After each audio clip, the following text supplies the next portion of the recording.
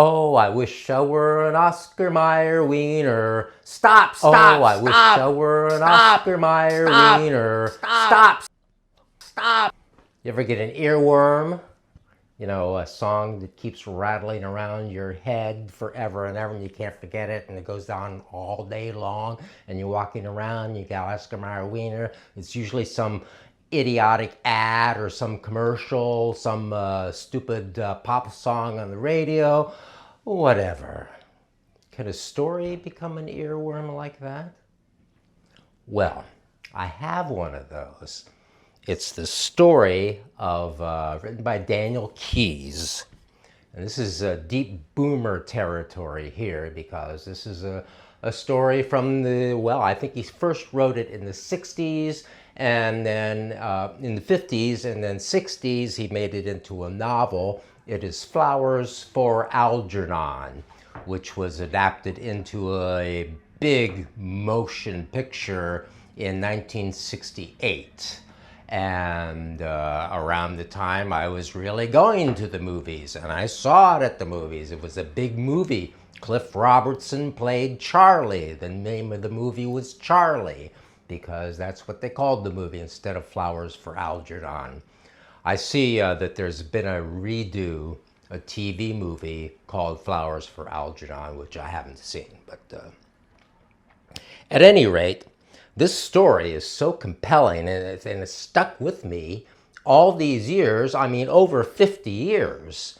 And lately, it's getting to be a bigger thing. It's an earworm that keeps growing, a story worm, because it's about this guy who is retarded, really. He is very slow. He is the janitor at this lab with these science guys, and science guys are messing around with a mouse called Algernon, and they're changing the intelligence with operations of the mouse, increasing his brain capacity, some such. This is a science fiction novel, the kind of science fiction novel that is just kind of really good because it's so real, so not on space or whatever beyond. It's within the realm of believability, especially now in the age of advancing transhumanism, so forth.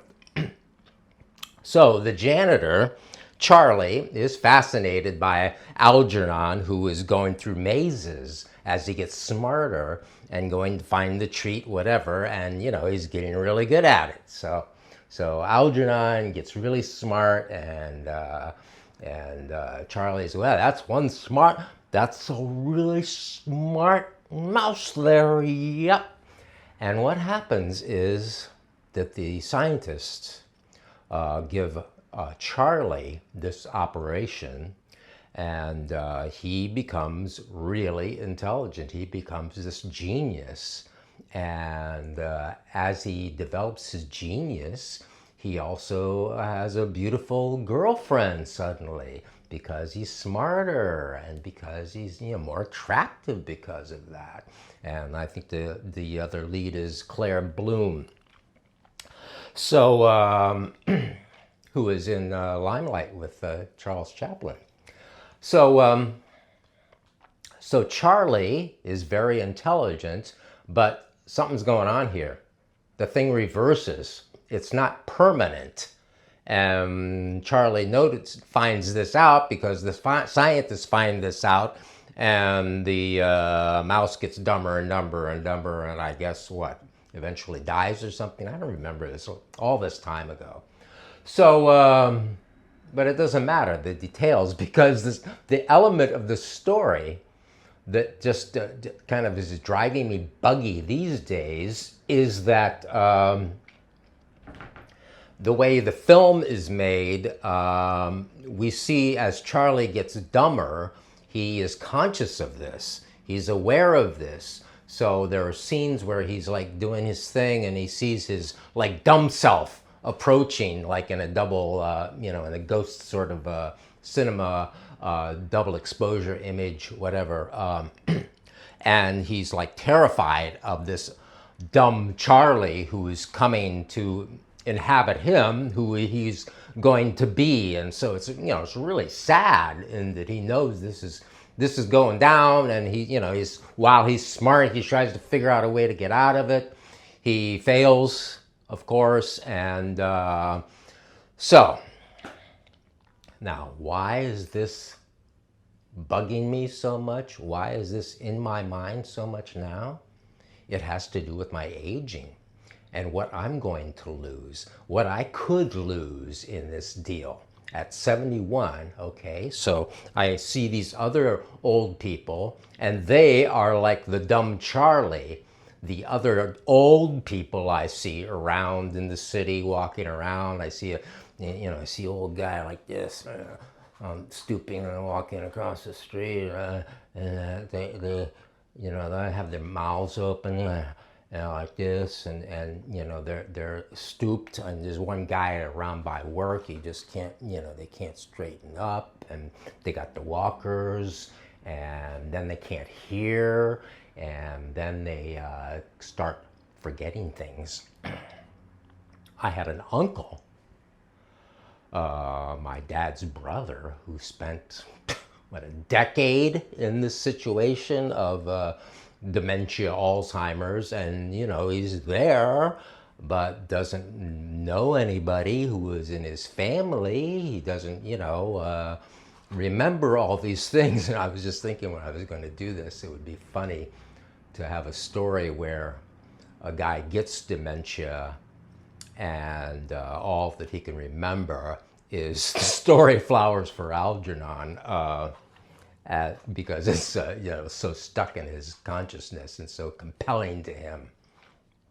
So that's what Charly and Flowers for Algernon is doing with me right now. It's a really great novel story. I mean, the concept is just so cool and so successful. It was a really good movie, and it was a really good book. I read the book, I think, after I saw the movie, 50 years ago, whatever.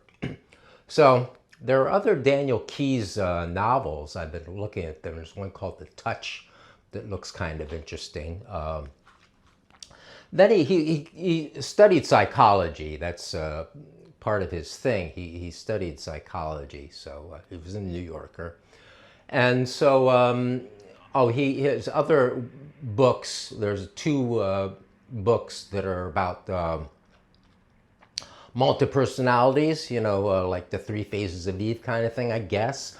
I'm not as much compelled by the multiple personality kind of story. It doesn't rock me, because I guess I don't really have multiple personality. I'm just sort of stuck with what I got here. Maybe I should develop one.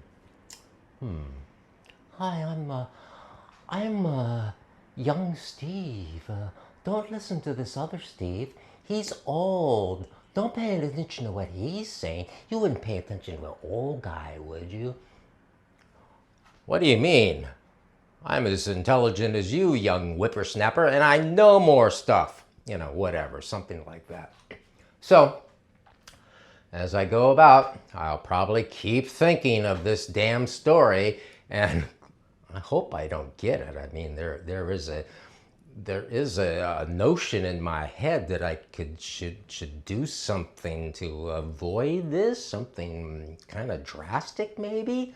So, I don't know what's going to go down, but, when I'm thinking about becoming 80, I have an aunt that's 97, and she's like as sharp as she always was, apparently. So, there's that. That's one of my mom's side of the family. So, I don't know.